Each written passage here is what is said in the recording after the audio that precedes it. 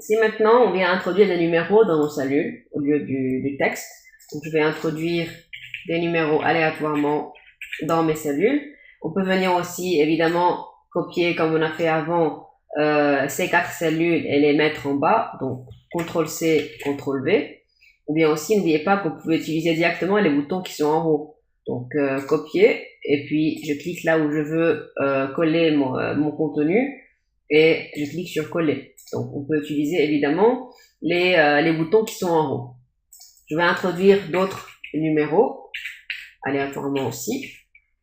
Donc voilà, donc j'ai introduit, j'ai rempli toutes ces cellules, et si je viens les sélectionner, vous voyez bien que Excel me met en bas qu'il y a 16 cellules qui ont été sélectionnées. Il me calcule aussi la moyenne et il me calcule aussi la somme de tous ces numéros qui ont été introduits.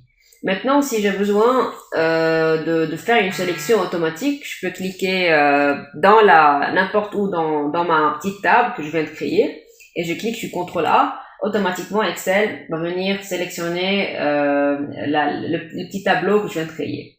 Si maintenant je mets le curseur à l'extérieur et que je clique CTRL A, vous allez voir que Excel va venir sélectionner toutes les cellules du fichier dans lequel je me trouve.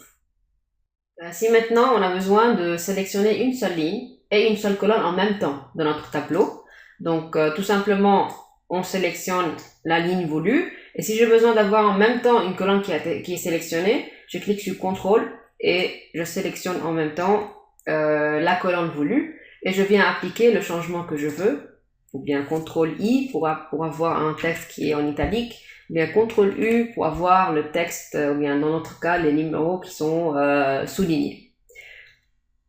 Je vais enlever maintenant ces 3 options.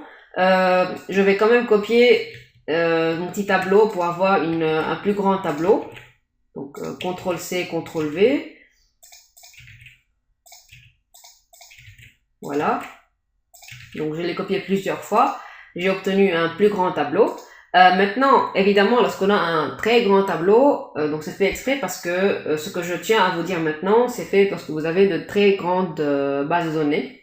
Et donc, comment vous faites pour se déplacer ou bien pour sélectionner votre tableau qui est vraiment très très grand?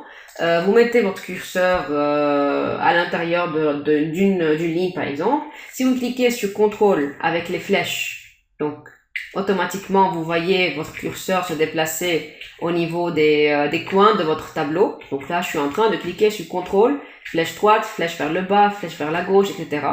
Si maintenant on clique sur Shift et on utilise les flèches, vous voyez que la sélection, donc je suis en train, à chaque clic, il y a la sélection qui se déplace, qui s'agrandit d'une cellule. Si maintenant je maintiens mon bouton Shift et je clique sur la flèche vers le bas, je commence à sélectionner une ligne en plus. Si maintenant je sélectionne en même temps le CTRL, le Shift et une des flèches, donc par exemple vers la droite, automatiquement il y aura l'intégralité de la ligne qui va être sélectionnée d'un seul coup et non pas en allant d'une cellule à une autre. Pareil, si je descends vers le bas, automatiquement toute la table va être sélectionnée parce que je suis en train de cliquer en même temps le CTRL et le Shift. Si maintenant on vient sélectionner la cellule qui se trouve à la fin de la première ligne de mon tableau et qu'on clique Alt égal, donc vous voyez bien qu'automatiquement Excel est venu me mettre égale somme en parenthèse D8 2.O8.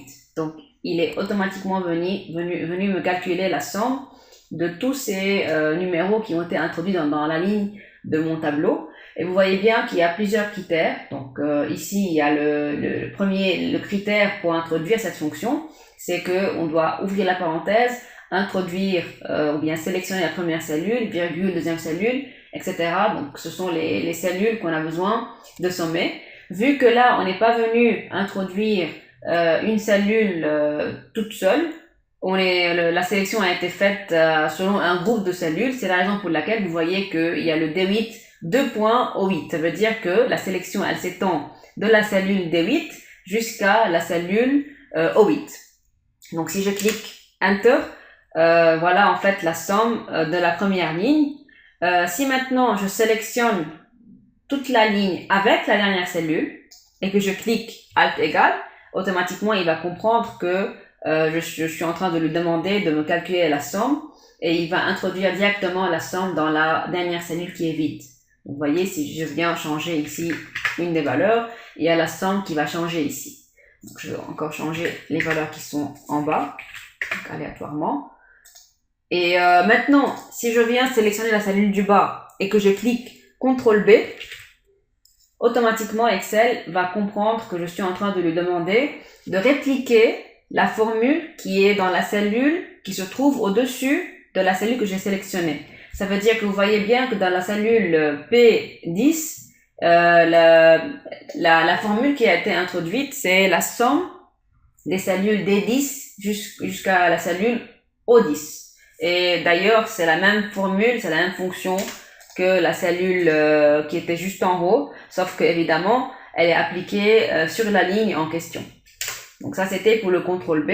Alors que si je viens sélectionner une cellule qui est à la droite de la cellule où il y a une fonction qui m'intéresse, et je clique cette fois-ci sur CTRL D, donc vous allez voir que aussi Excel va répliquer la formule qui se trouve à gauche de la cellule sélectionnée, sauf que évidemment ici si je clique dans l'espace de l'emplacement des formules, vous voyez bien que la sélection elle s'étend de la cellule D9 jusqu'à la cellule O9, alors que si je sélectionne la cellule Q9, on voit bien que la somme elle s'étend de la cellule E9 jusqu'à la cellule P9. Donc évidemment le contenu de la cellule a été décalé d'une seule cellule vu que la colonne ou bien vu que la cellule Q9 se trouve décalée d'une seule cellule par rapport à la cellule P9. Donc voilà, on peut venir prendre la sélection et déplacer la sélection comme on veut de sorte à changer la sommation et de l'appliquer sur d'autres cellules. Je clique Enter, vous voyez bien que la somme a changé. On peut aussi finalement changer le format de notre cellule. Ça veut dire, par exemple, je peux sélectionner un groupe de cellules ici et aller choisir ou bien cliquer sur le bouton, le petit dollar en haut qui va me permettre de transformer le format de mes cellules en un format monétaire. Donc si je clique là-dessus, vous allez voir qu'il y a le dollar qui va être ajouté avec 2 chiffres après la virgule. Si aussi je souhaite transformer ou bien changer le format et le rendre en format pourcentage, je peux aussi sélectionner un groupe de cellules et cette fois-ci cliquer sur le petit bouton qui va me permettre de rendre le contenu en format pourcentage. Donc évidemment, on multiplie par 100 et on ajoute le pourcent, c'est comme ça que le format va se transformer. C'est comme si on est en train de mettre par exemple un 0,12 et si je viens sélectionner le 0,12 et je lui applique le format pourcentage, il va me mettre que c'est un 12%. Donc c'est fois 100 avec évidemment le symbole du pourcentage.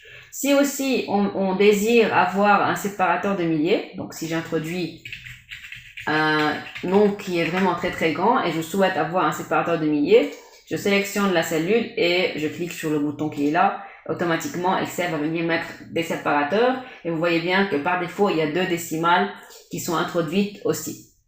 Et finalement, les 2 boutons qui sont là vont me permettre d'augmenter ou non le nombre décimal. Ça veut dire que par exemple, si je sélectionne le petit 2 que j'ai ici, donc c'est la cellule L8, et je clique sur le bouton pour ajouter une décimale, vous allez voir que Excel est en train d'ajouter plusieurs décimales au niveau de la cellule sélectionnée. Sinon, on peut aussi réduire le nombre de décimales au niveau de la cellule sélectionnée. Et d'ailleurs, au niveau de la petite flèche en haut, vous voyez qu'il y a plusieurs formats qu'on pourra appliquer. Donc, je peux venir choisir aussi le format scientifique. Et vous voyez bien que la cellule, le contenu de la cellule a été transformé en un format scientifique. Et d'ailleurs, le grand E, quand on écrit comme ça, donc quand le contenu se transforme de cette manière-là, ça veut dire qu'on est en train de dire que c'est un 2 fois 10 exposant 0. 10 exposant 0, ça veut dire c'est 1, donc c'est en fait le 2. Pour changer aussi le format, vous pouvez, au lieu de venir utiliser les boutons qui sont là, vous pouvez aussi faire cliquer sur le bouton droit de la souris et aller dans format de cellule et vous trouvez en fait la liste qu'on vient de voir maintenant ici en haut, elle est la même ici et vous choisissez le format voulu.